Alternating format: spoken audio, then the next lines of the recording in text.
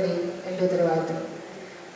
ആദ്യം തന്നെ എവരെയും ഈ വേദിയിൽ വന്നു ചേരുന്നതിനുള്ള പ്രത്യേക ആശംസ അറിയിക്കുകയാണ്.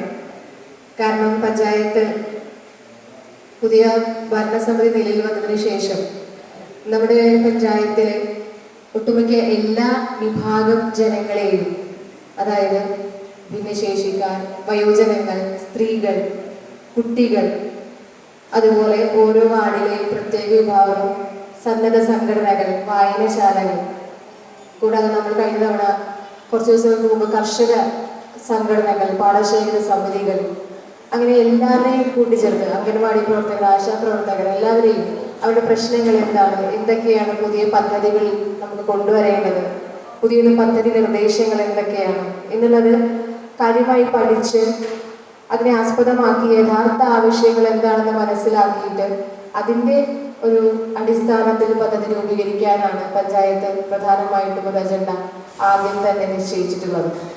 അപ്പം അതിൻ്റെ ഭാഗമായി ഓരോരുത്തരെയും പ്രത്യേകം വിളിച്ചു ചേർക്കുകയും അവരുടെ ആവശ്യങ്ങൾ കേൾക്കുകയും ചെയ്യുന്നതിലൂടെ വളരെ നൂതനമായിട്ടുള്ള പദ്ധതികൾ ആവിഷ്കരിച്ച് അത് പഞ്ചായത്തിലെ എല്ലാ ജനങ്ങൾക്കും ഉപകാരപ്പെടുന്ന വിധത്തിൽ നടപ്പിലാക്കാൻ കഴിയും എന്നുള്ള ഉറച്ച വിശ്വാസവും കൊണ്ട് അതിനുള്ളൊരു എന്താ പറയുക തയ്യാറെടുപ്പോട് കൂടിയിട്ടാണ് പഞ്ചായത്ത് ഭരണസമിതിയും എല്ലാ മെമ്പർമാരും നിങ്ങളുടെ മുന്നിൽ വന്നിട്ടുള്ളത്. അപ്പൊ ഇന്നത്തെ ഈ ഭിന്നശേഷി ഗ്രാമസഭയുടെ പ്രത്യേകത എന്തെന്നാൽ നമ്മുടെ സമൂഹത്തിൽ ഒരുപാട് ബുദ്ധിമുട്ട് അനുഭവിക്കുന്ന ഒരുപാട് പാർശ്വവൽക്കരിക്കപ്പെട്ട ഒരു വിഭാഗം ജനങ്ങൾ എന്ന് വേണമെങ്കിൽ പറയാം.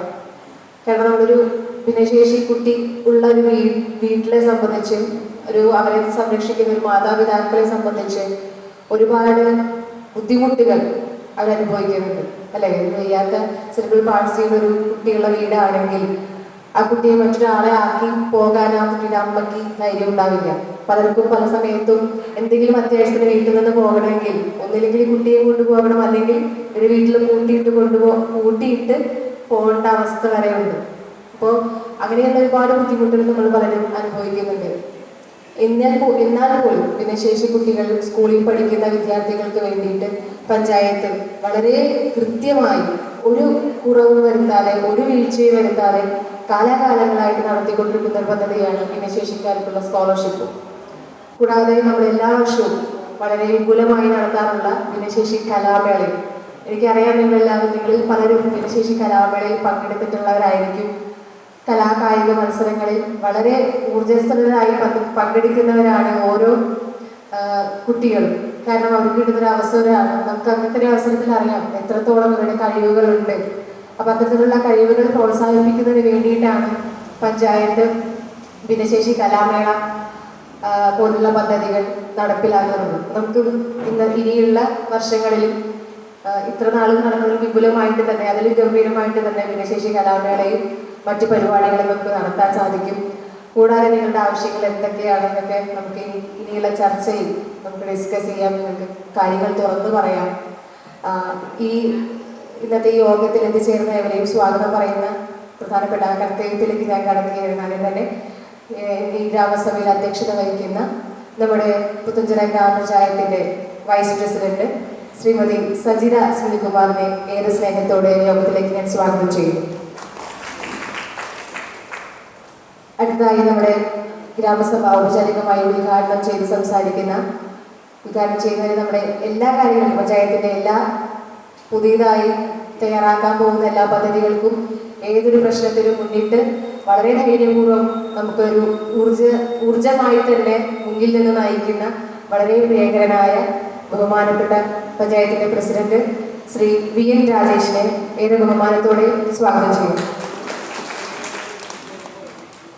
അടുത്തതായി നമ്മുടെ ഇന്നത്തെ ഗ്രാമസഭയിൽ എത്തിച്ചേർന്ന എല്ലാ വാർഡിലെയും ജനപ്രതിനിധി, എല്ലാ വാർഡിലെയും അല്ല, ചില വാർഡുകളിലെ ജനപ്രതിനിധികളുണ്ട്. വികസനകാര്യ സ്റ്റാൻഡിംഗ് കമ്മിറ്റി ചെയർമാൻ നമ്മുടെ പ്രിയപ്പെട്ട ഷാജുക്ക വേദിയിലേക്ക് ഏറെ സ്നേഹത്തോടെ സ്വാഗതം ചെയ്യുന്നു.